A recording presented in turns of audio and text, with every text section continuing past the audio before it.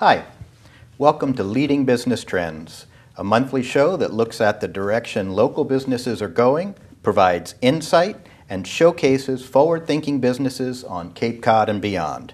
I'm Bill Bouvier, hospitality expert for the boutique consulting firm Analytica, located right here in Sandwich, Massachusetts. Now, in keeping with our hospitality focus today, one of the latest trends in restaurants and hotels is a return to comfort food that's sort of fueled by the recession. Gourmet comfort food is big, everything from gourmet burgers, which we've seen in the past, to high-end meatloaf to macaroni and cheese with truffle oil. At the forefront of that trend, we have the luxury cakes, and I have with me today Amy Stevens Adams. She's with ASA Boston. She is the executive pastry chef and owner, and she's brought a cake with us here today. Hi, Amy. How are you? Hi, Bill. How are you? This cake is spectacular. Thank you so much. That's amazing.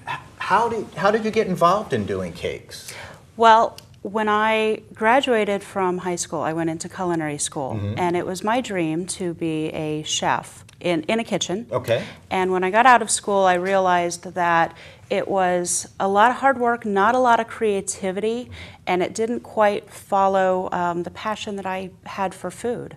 So I kind of left the industry for a couple of years and did a few other things, and I was drawn back to it about 7 or 8 years ago. I wanted to get back into culinary arts, but I wanted to do something very creative.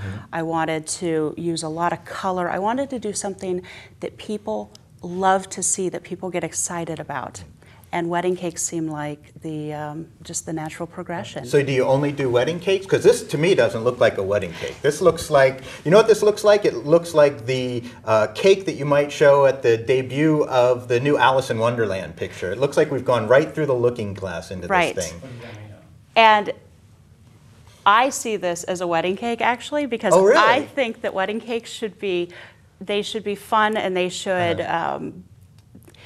really reflect the personality of the bride and groom. Okay. So to me, I think this would be a perfect wedding cake. And I actually do a lot of wedding cakes like this, because there seems to be a trend of the last 10 years or so of having cakes that are very colorful, very creative, whimsical, topsy-turvy. So I think this is a perfect wedding cake. You're right, too. Perfect for Alice in Wonderland. It's a great cake for a larger event, a birthday party, a special event, anniversary. So I do wedding cakes and large special events, because I like to do. Well, it's absolutely beautiful. So how do you start out making something like this? I mean, to a layman, that looks far too complicated to even begin. I mean, do you have a cake pan that shape? I mean, no. I start by baking, in this case, a round cake. So it's 4 round tiers of cake. Okay. Once the cake is baked, and it gets carved into this shape. So this is kind of, it's a topsy-turvy cake kind of shape. I carve the layers of cake. I like to carve the edges.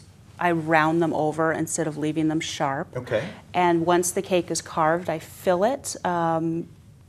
Popular fillings are lemon curd, raspberry, things like that. So I fill the cake, ice it, and then it gets covered in fondant, which is what you see here. On this cake, it's the green layer is fondant. Now, what is fondant? Can you eat it? Do you have to peel it off before you cut it? How's that work? Well, fondant is made out of sugar primarily. I make mine.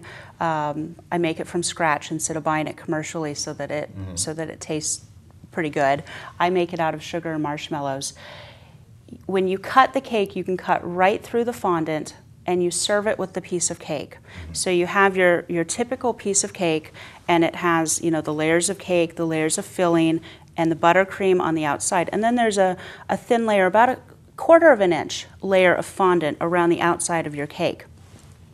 Some people eat it, and some people don't. It's like pizza crust. You may leave it behind on your plate. Gotcha. You might eat it. It's sweet. It's a little bit chewy. It's a lot of sugar. Kids love it. Right, of course. So, but you can certainly leave it behind.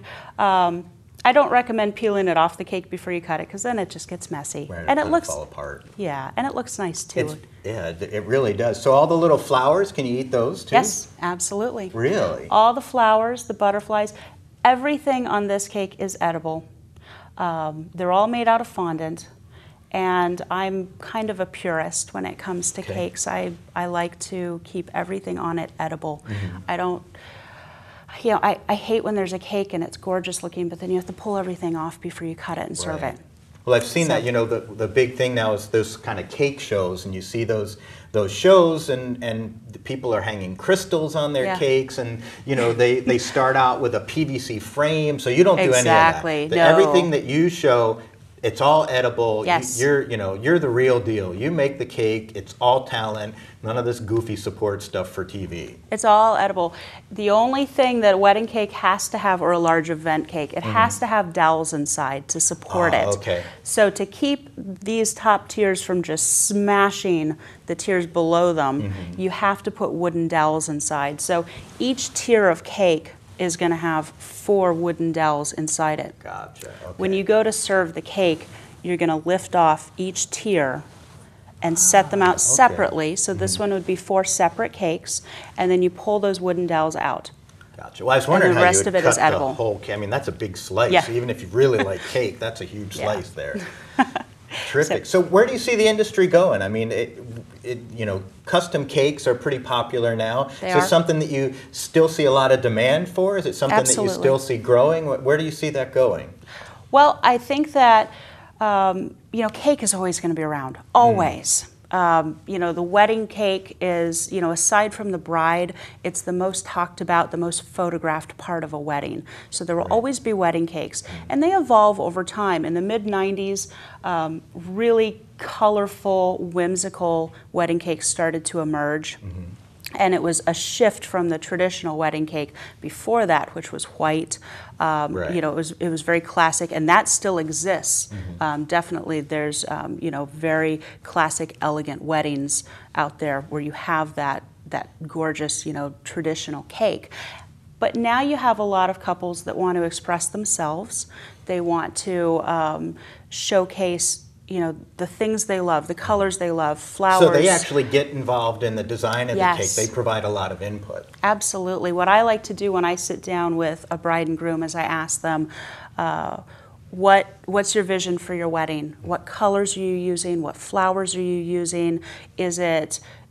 Are you doing something more casual and fun? Are you doing it, traditional but with a little bit of an edge to it? What's your vision for your wedding? And I look at everything that they'll bring me. I look at, swatches from bridesmaids' dresses, flowers, invitations, and then I would work with the bride and groom to sketch out different variations of what their wedding cake could look like. And so we'll sit there and I'll have coloring pencils. Oh, neat. So and we'll sketch out cakes. Do the design, neat. Until we find something that they love, and and I walk them through the process, and they may say, well, we love round cakes, we hate square cakes. Okay, we're going to go with a round cake then, and then we find out maybe they want to use pink and green and white as their colors. So okay, that's how we do it, and we go from there, one step at a time to determine what their ideal cake is, and we get it sketched out and we go from there. Okay, definitely. I have to ask this question. Sure. Have you ever dropped one? I have not. Never? Did I jinx Not yet. you? No, knock on wood. Terrific. Well, Amy, thanks for being with us today. Thank I certainly appreciate your time. It's a beautiful, beautiful cake. Thank you. And I think we're doing the web crawl with your contact information across the bottom of the screen so people will know how to get in touch with you. Great. Thank you so much. You're certainly welcome. That's all the time we have for today. I'm Bill Bouvier with Leading Business Trends. Thanks for being with us.